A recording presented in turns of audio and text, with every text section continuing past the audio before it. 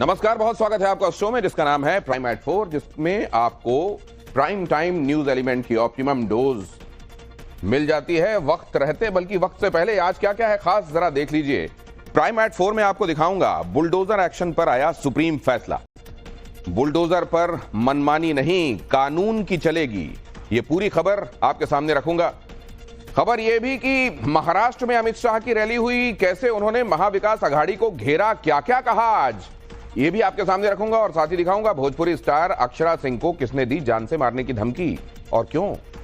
पूरी खबर डिटेल में आपके सामने होगी। इसके साथ ही दिल्ली पुलिस का एक्शन, गैंगस्टर्स को क्यों हुआ टेंशन, ये खबर भी प्राइम एट 4 में बस कुछ ही देर में। लेकिन पहले ये खबर देखिए।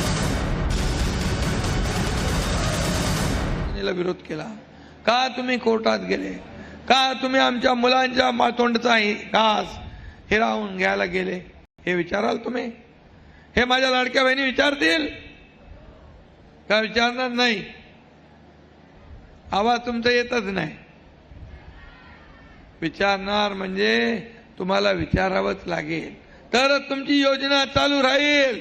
तुमच्या सगळ्या योजना ज्या आहेत या वाढत जाणाऱ्या योजना आहे. या लाडक्या भावांचा प्रशिक्षण भत्ता बंद करा, शेतकऱ्यांचा योजना बंद करा, ज्येष्ठांना वयोश्री योजना बंद करा. आणखी एक योजना मी तुम्हाला सांगतो, लेक लाडकी लखपती योजना आपण चालू केली आहे. मुलीचा जन्म झाला 5,000, पहिलीत गेली 6,000, 5वीत गेली 7,000, 11वीत गेली 8,000 आणि वयाच्या 18व्या वर्षी 1,00,000 रुपये तिच्या खात्यामध्ये जमा करण्याचा निर्णय आपण घेतला. हे कोण आहे? हे सरकार तुमचं आहे. एका मुलीने आत्महत्या केली. ती इंजिनिअरिंग मध्ये शिकत होती.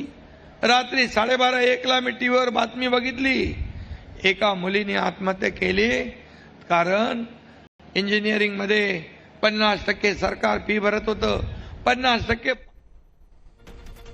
महाराष्ट्र के पालघर में आप देख रहे हैं किस तरीके से अपनी सरकार की उपलब्धियां गिनाई जा रही हैं और कैसे महाविकास अघाड़ी को घेरा जा रहा है। और महाराष्ट्र के छिंदखेड़ा में रैली को संबोधित करते हुए गृह मंत्री अमित शाह ने एक बड़ा हमला बोला। उन्होंने क्या कहा, देखिए। महाविकास अघाड़ी को लेकर अमित शाह का हमला। महाविकास अघाड़ी तुष्टीकरण पर भरोसा करती है। राम मंदिर का विरोध करने वालों के साथ उद्धव ठाकरे खड़े हुए हैं।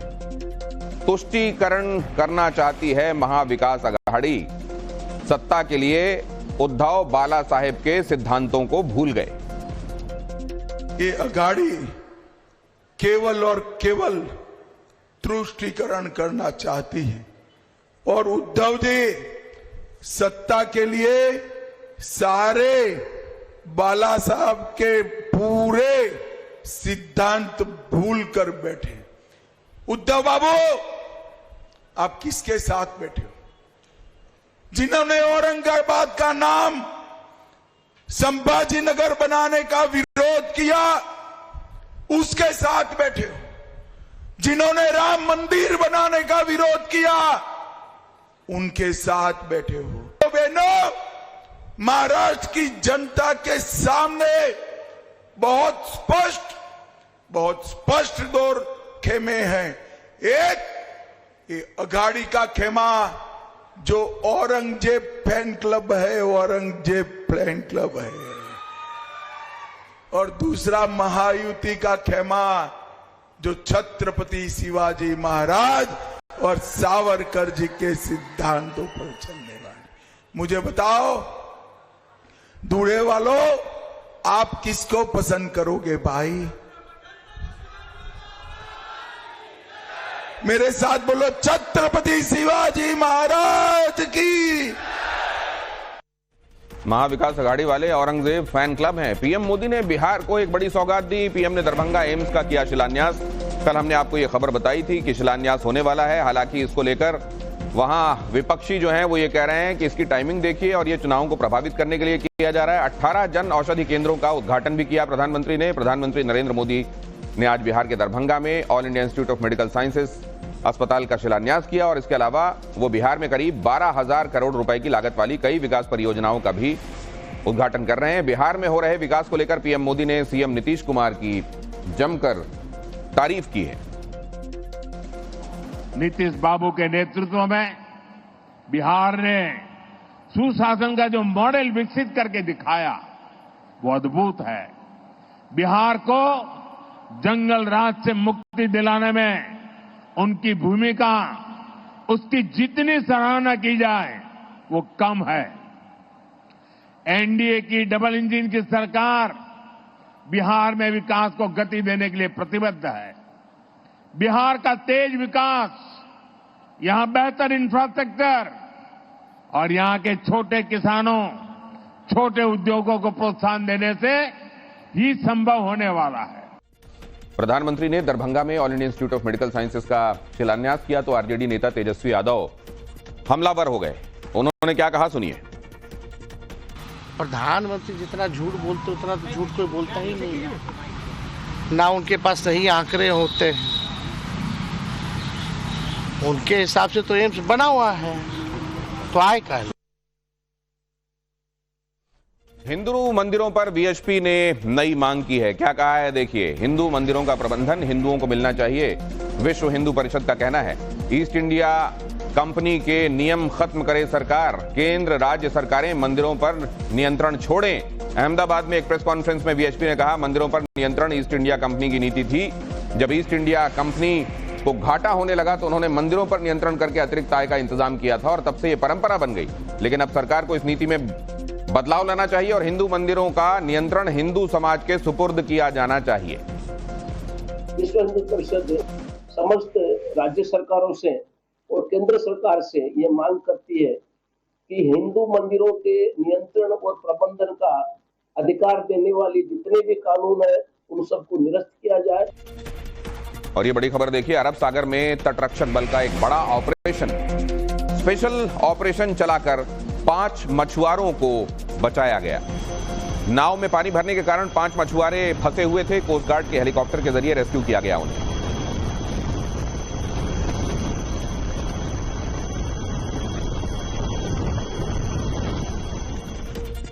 और ये खबर जम्मू और कश्मीर से, आतंकवाद के खिलाफ बड़ी लड़ाई। आर्मी रिक्रूटमेंट के लिए हजारों की भीड़ कैसे जुटी, देखिए जरा। जम्मू कश्मीर में भारतीय सेना का हिस्सा बनने के लिए कश्मीरी युवा बेताब। कश्मीरी युवाओं की भीड़ ने आतंकवाद को ठेंगा दिखाया। यहां देखिए इन युवाओं की, जम्मू कश्मीर के युवा जो सेना में भर्ती होने के लिए यहां जुटे हैं। ये बताता है कि असल में घाटी की आत्मा क्या चाहती। भारतीय सेना में शामिल होने के लिए उत्तरी कश्मीर के कई इलाकों से हजारों की तादाद में कश्मीरी युवा गांटमुल्ला, बारामुल्ला में जमा हुए हैं और जो रिक्रूटमेंट रैली आज से शुरू हुई है इसमें भाग लेने के लिए और भारतीय सेना में शामिल होने के लिए जवान कई इलाकों से आकर यहां पर पहुंचे हैं। मेरे सहयोगी शफीक आपको तस्वीरें दिखा रहे हैं और यहां पर आप जिस तरफ भी नजर दौड़ाएंगे आपको सिर्फ युवा दिखेंगे। यहाँ ये जो युवा है ये कई इलाकों से यहाँ पर पहुंचे हैं। आज से 17 नवंबर तक रिक्रूटमेंट रैली चलेगी। 300 से ज्यादा पोस्ट है जो आर्मी को फिल करनी है और उसके लिए हजारों की तादाद में जवान जो है वो यहाँ पर जमा हुए हैं और इस रिक्रूटमेंट में रैली में शामिल हो रहे हैं। ये वो तस्वीरें हैं जो महत्वपूर्ण तस्वीरें हैं और दर्शाती हैं कि 370 के हटाए जाने के बाद कश्मीर घाटी में किस तरह का बदलाव हुआ है। ये भीड़ जो है किसी और मुद्दे के लिए यहाँ पे जमा नहीं है बल्कि ये कश्मीरी युवा है और उत्तरी कश्मीर के बारामुल्ला के युवा है जो भारतीय सेना में शामिल होना चाहते हैं। कश्मीर घाटी के अंदर लगातार पाकिस्तान और पाकिस्तान में बैठे जो आउटफिट्स है वो प्रॉक्सी वॉर चला रहे हैं और ये युवा उस प्रॉक्सी वॉर का सामना करने के लिए और उसको विफल बनाने के लिए तैयार हैं। गैंगस्टर्स की बढ़ती एक्टिविटी को लेकर राजधानी दिल्ली की पुलिस एक्टिव हो गई है। दिल्ली पुलिस का गैंगस्टर्स के खिलाफ एक्शन। गैंगस्टर्स के ठिकानों पर पुलिस ने छापेमारी की है। लॉरेंस समेत तमाम गैंगस्टर्स के गुर्गों के ठिकानों पर छापा पड़ा है। छापेमारी के दौरान कई बदमाश हिरासत में भी लिए गए हैं। तलाशी के दौरान ड्रोन कैमरे से भी निगरानी की गई है। राजधानी दिल्ली में बीते दिनों एक के बाद एक कई गैंग्स के गुर्गों ने वारदातों को अंजाम दिया है। फिरौती, लूटमार, फायरिंग और दहशत की बढ़ती वारदातों को देखते हुए दिल्ली पुलिस एक्शन में है। पुलिस ने बाहरी दिल्ली, द्वारका, नॉर्थ ईस्ट दिल्ली, नरेला, कंजावला और संगम विहार जैसे इलाकों में छापेमारी की और इस दौरान लॉरेंस बिश्नोई, कौशल चौधरी, हिमांशु भाऊ, काला जथेड़ी, हाशिम बाबा, छेनू, गोगी, नीरज बवानिया, टिल्लू ताजपुरिया गैंग के बदमाशों के ठिकानों पर छापेमारी की गई।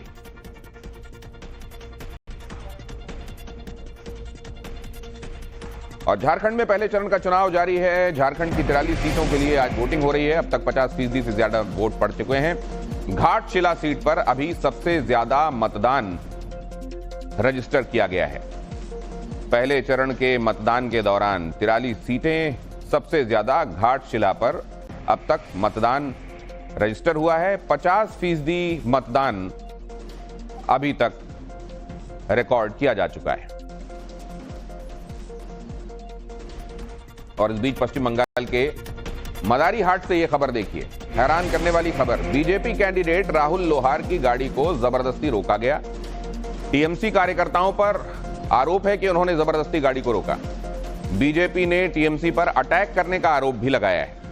तृणमूल कांग्रेस के कार्यकर्ताओं ने विपक्षी नेताओं पर पहली बार यह हमला नहीं किया है। एक बार फिर से भारतीय जनता पार्टी के नेता के काफिले को गाड़ी को रोका गया और अटैक किया गया।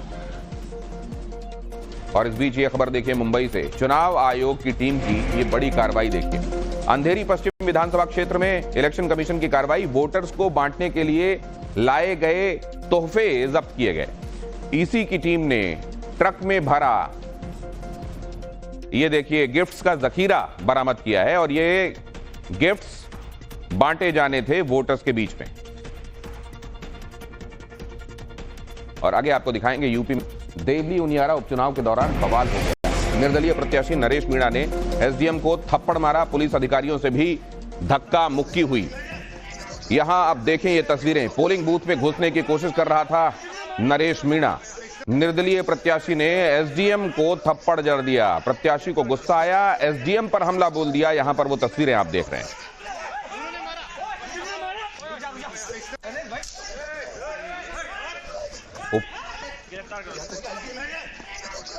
उपचुनाव के दौरान बवाल की तस्वीरें यहां पर आप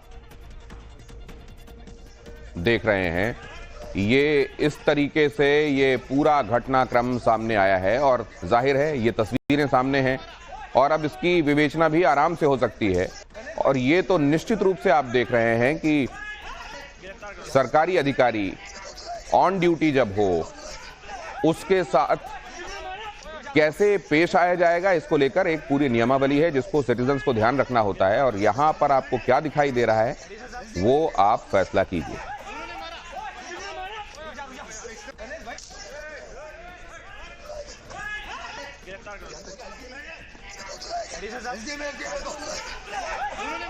जानते हैं पिछले 3-4 दिनों से यह प्रदर्शन चल रहा है। छात्रों ने पोस्टर लहराए और कहा ना हम बटेंगे ना हम हटेंगे। 1 डे 1 शिफ्ट एग्जाम की मांग पर यह प्रदर्शन लगातार चल रहा है। उन्होंने कहा कि हम जुटेंगे और हम जीतेंगे। प्रदर्शनकारी छात्र ये नारे और इस तरीके के आशय के प्लेकार्ड्स लेकर वहां पर लगातार जमे हुए हैं।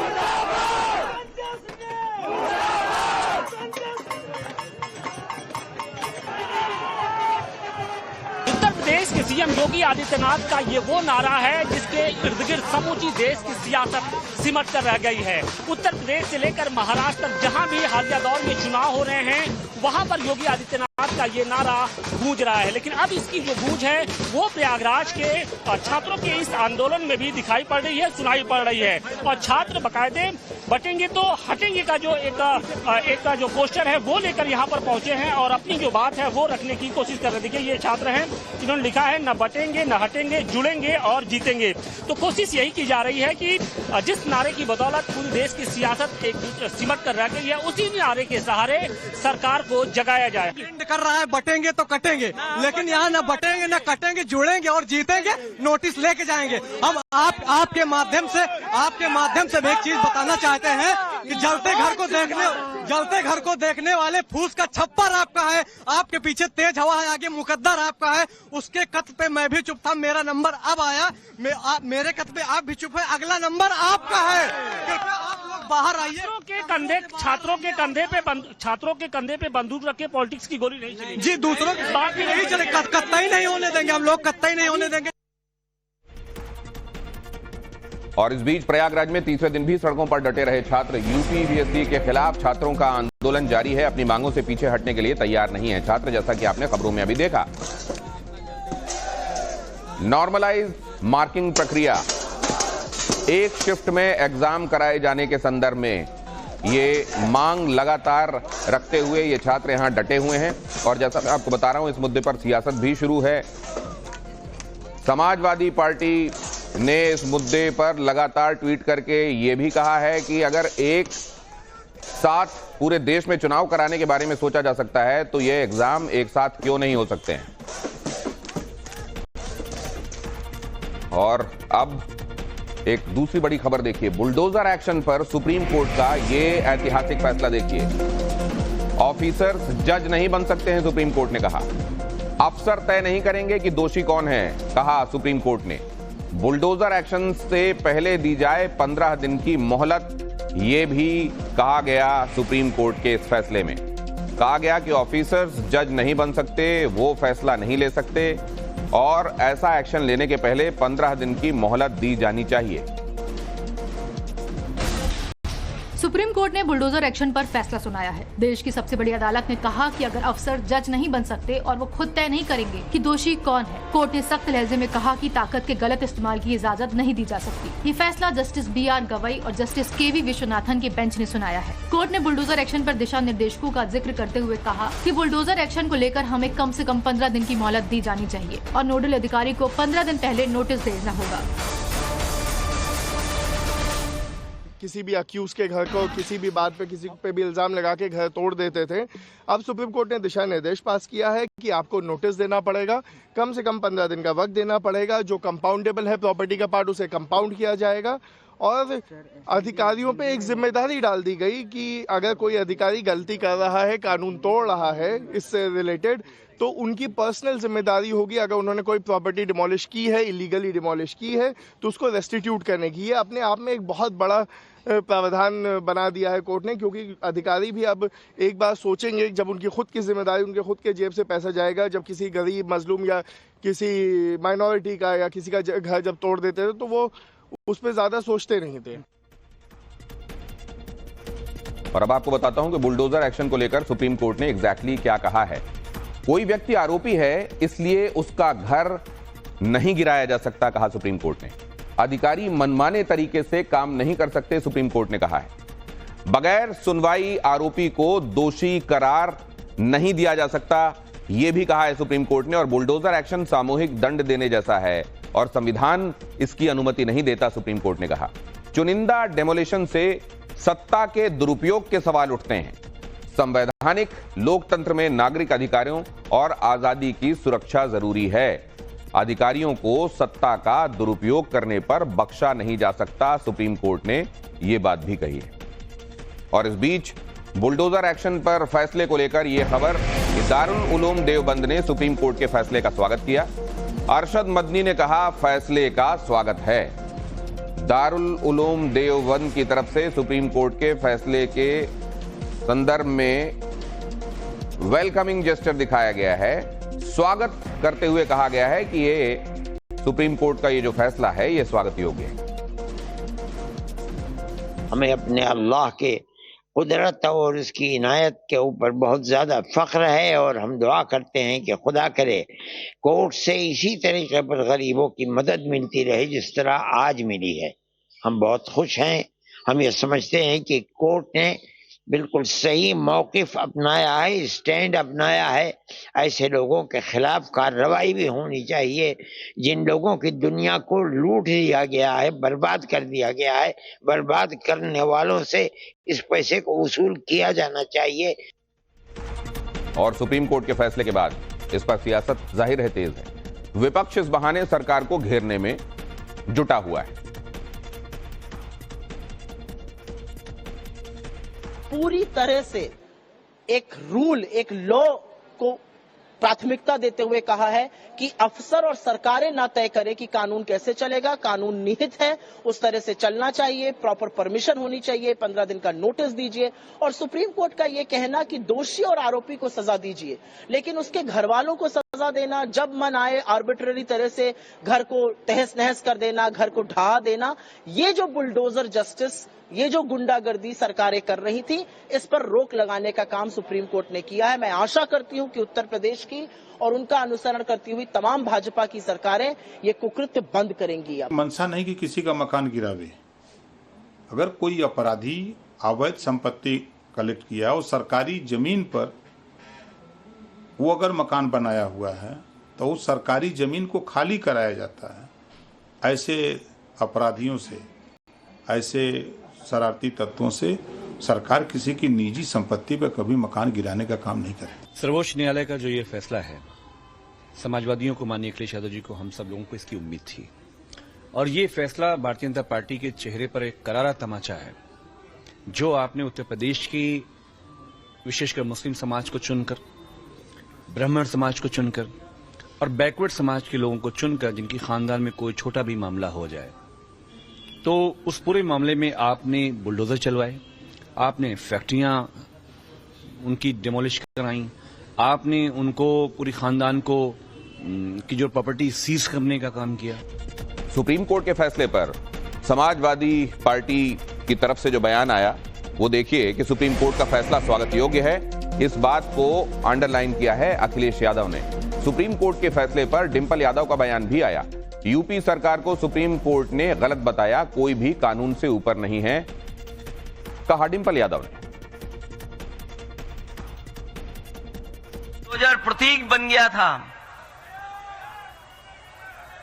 उसके खिलाफ जो टिप्पणी की है और सुप्रीम कोर्ट में जो लाइनें रखी गई हैं, वहां के जज साहब जो उन्होंने पढ़ा लाइनों को और जो बोला कोर्ट में, वो कोई भी लोकतंत्र में जो फैसला आया है उसको स्वीकार करेगा, उसको बधाई दे। ये लगातार बात समाजवादी पार्टी के द्वारा कही जा रही थी कि असंवैधानिक है और कोई भी कानून प्रणाली को इसमें फॉलो नहीं किया गया है। तो ये ऐतिहासिक फैसला सुप्रीम कोर्ट की तरफ से आया है, जहां जो पूरी कार्यशैली रही और मध्य सरकार की, इसको गलत सुप्रीम कोर्ट ने कहा।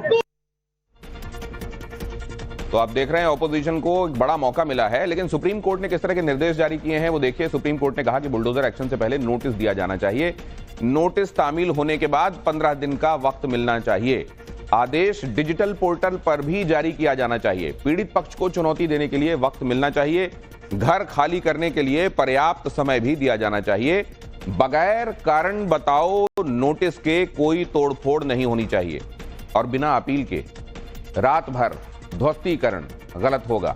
कलेक्टर, डीएम ध्वस्तीकरण के लिए प्रभारी नोडल बनाएं और बुलडोजर एक्शन की वीडियोग्राफी भी करवाई जाए।